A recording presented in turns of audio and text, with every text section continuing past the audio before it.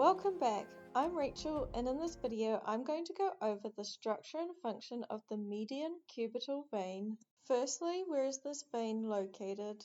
The median cubital vein is located in the elbow region of each arm. If we take a closer look at the veins on the anterior view of the right upper arm, we can see the median cubital vein highlighted in red. Where does this vein originate? This vein originates and receives blood as a branch off of the cephalic vein in the anterior of the elbow region of the arm. The cephalic vein can be seen here highlighted in yellow. What is the course of this vein? This vein runs superior-medially across the anterior elbow region of the arm. This vein ends by uniting with the basilic vein. The basilic vein can be seen here highlighted in yellow. In some variations on the path of the median antebrachial vein, the median cubital vein may receive blood from this vein. The median antebrachial vein can be seen here highlighted in blue.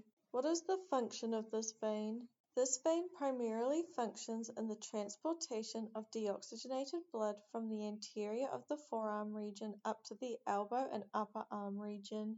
From here, the blood drains into the basilic vein and onwards up the rest of the arm on its way back to the heart.